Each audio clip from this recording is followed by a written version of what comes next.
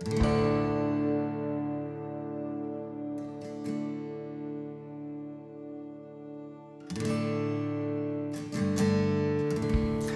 I'm Michael Day, and we are in downtown Salisbury at the Salisbury Art Space Gallery, where we are displaying my wife's artwork.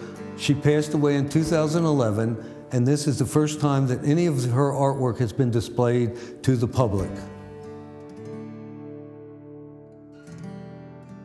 Catherine's artwork started when we had a photographic restoration business for 25 years, where she would draw and paint images, things into the photographs that needed to be restored. There were pieces missing, there were facial expressions missing, and she would put those in. Then we would copy them and make another photograph for the family to enjoy. So that's where she developed her artistic talent, with all these facial expressions, detail into the intricacies of a photograph.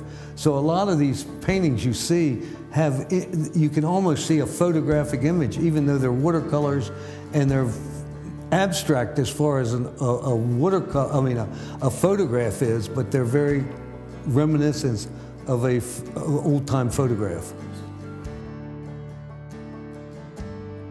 All her paintings, all her watercolors, you can see where she manipulated and put different pieces of other pictures, or her mind or her fantasy. She would put things together to create a picture that might have a dog in it from another episode or something else. You can see different ones have the same props within that photograph. And then what surprises me are her abstracts.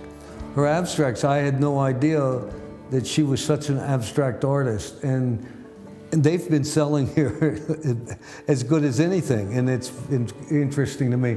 But people are amazed at the facial expressions.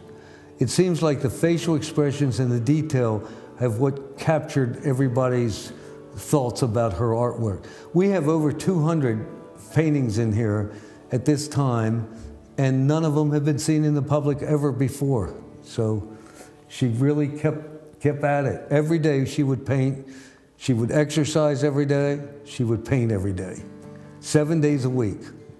So, and the few are of people I know. I see her mother in some of them, I see her other relatives in some of them, but not a lot. They're mainly images that she's manipulated out of her mind, her photographs that we copied and restored for people. She would take like one little section of a person and put it in there and go from there with it. This one up here of the sisters, they live across the street from us.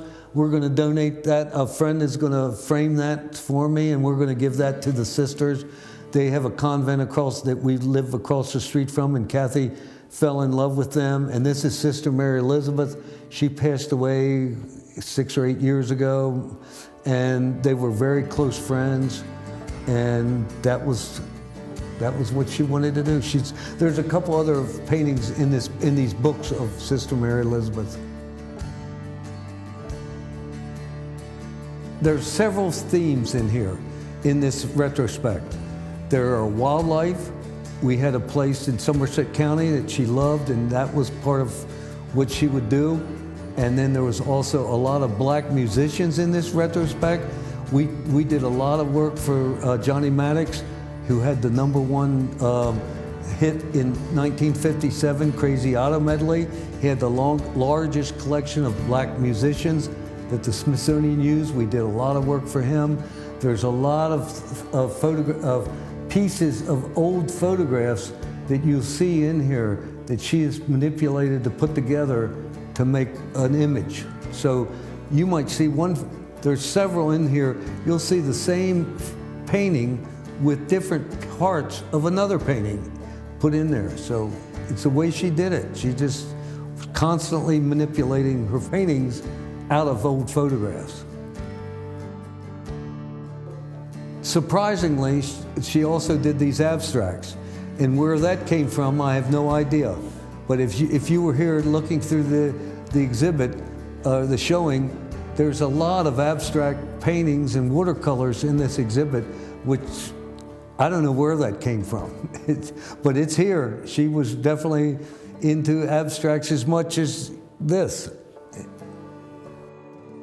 Also, in a lot of these, which is really unusual, which I didn't realize, you'll see in some of these, there is very tiny writing in some of the pieces. And you've got to really look closely to see this little her thoughts of the day when she was doing that painting. And some of them are pretty, I mean, there's one over here that has just a lot of writing of her thoughts of that day. She was very private. Very, very, very few people ever got into her studio, her art studio. I was really not allowed in there very much.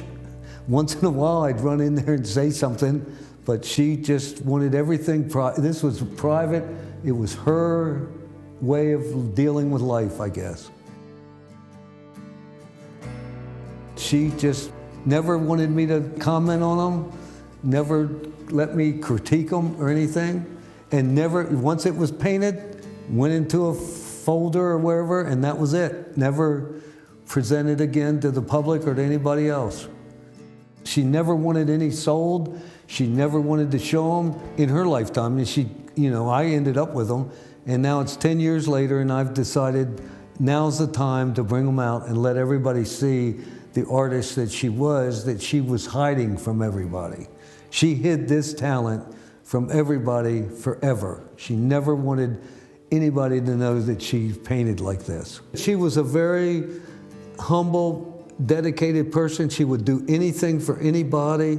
She would give money to anybody. If we had no money, she would still find $5 to give to somebody. The one over here captures her spirit. I think the best of all the paintings. She never ate meat since she was 12 years old, fish, fowl, anything.